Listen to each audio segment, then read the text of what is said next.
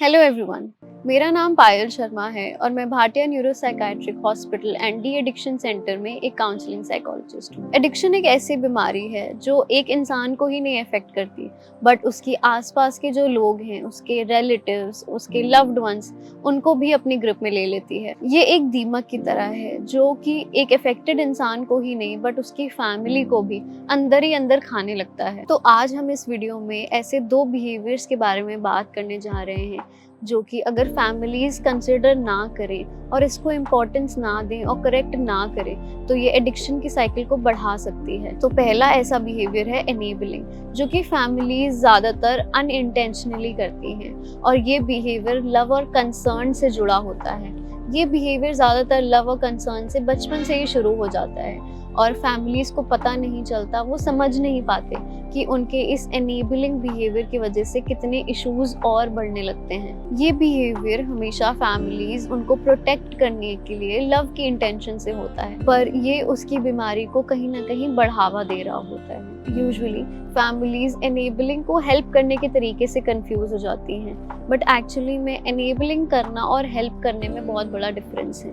Enabling में इंसान को जो काम खुद से करना होता है वो काम उसके लिए कोई और कर रहा होता है, और वो जब काम कंप्लीट ना हो तो उस काम के लिए उसको कॉन्सिक्वेंसेस भी हम नहीं देते हैं। जैसे कि फॉर एग्जांपल, अगर एक बच्चे को काम दिया गया है तो वो काम उसने जब नहीं किया होता तो हम उसको ना तो कॉन्सिक्वेंसेस देते हैं और उसको काम कंप्लीट ना करने के लिए भी हम उसको पनिशमेंट या फिर एक नेगेटिव कॉन्सिक्वेंस भी नहीं देते हैं। तो देखते ही देखते फैमिलीज का ये बिहेवियर अपने बच्चों को बचाने का एक अनइंटेंशनल बिहेवियर में बदल जाता है, और स्लोली जब पेशेंट एडिक्शन में आ गया होता है वो इस बिहेवियर का कहीं ना कहीं फ़ायदा उठाने लगता है, क्योंकि एनेबलिंग में फैमिलीज उनके काम को तो कंप्लीट करती ही करती हैं और उनको एक नेगेटिव कॉन्सिक्वेंसेस भी नहीं देती हैं। और इसी एनेबलिंग को हम कहते हैं इनोसेंट एनेबलिंग।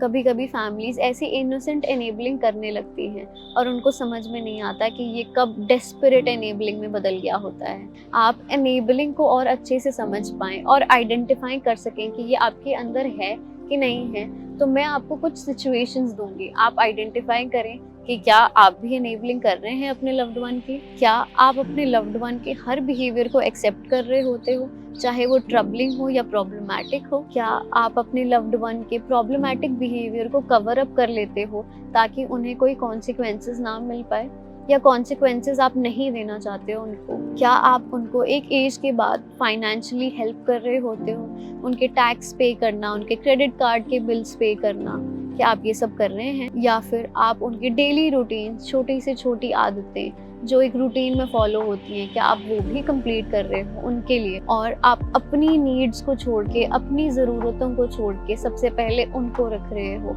उनके प्रॉब्लमैटिक बिहेवियर्स को सपोर्ट कर रहे हो और अपने बिहेवियर्स को निगलेक्ट कर रहे हो, अपनी प्रायोरिटीज़ को निगलेक्ट कर रहे हो। और जब फैमिलीज़ ये एनेबलिंग बिहेवियर करने के बाद थक जाती है और उनको रिजल्ट नहीं मिलता, तो वो दूसरा बिहेवियर शुरू करने लगती हैं जो कि है प्रोवोकिंग। जब एक फैमिली अपने पेशेंट से थक जाती है इतनी सारी एनेबलिंग करने के बाद और उनको उनके अंदर कोई चेंज नहीं महसूस होता है, उनको चेंजेस नहीं दिखते हैं उनके बिहेवियर में, तो वो थक हार के फ्रस्ट्रेशन में प्रोवोकिंग शुरू कर देती है। फैमिलीज के अंदर नेगेटिव अप्रेजल का फ्रेम चलने लगता है और वो पेशेंट की हर चीज़ को एक नेगेटिव फॉर्म में लेना शुरू कर देती है, चाहे कोई छोटी चीज़ हो या बड़ी चीज़ हो। जैसे कि नुक्ताचीनी करना, हर चीज़ को पॉइंट आउट करना, हर चीज़ को डिफेम करना। पेशेंट कुछ भी कर रहा है उसको नेगेटिवली एक्सेप्ट करना, उसकी छोटी छोटी चीज़ों पे गलतियां ढूंढना, कंपैरिजन करना किसी और बच्चे के साथ या किसी और फैमिली मेंबर के साथ। प्रोवोकिंग में फैमिलीज बेइज्जती भी करनी शुरू कर देती हैं। बेइज्जती किसी के सामने हो सकती है, चाहे कि वो स्कूल में हो, कॉलेज में हो, किसी फैमिली फंक्शन में हो,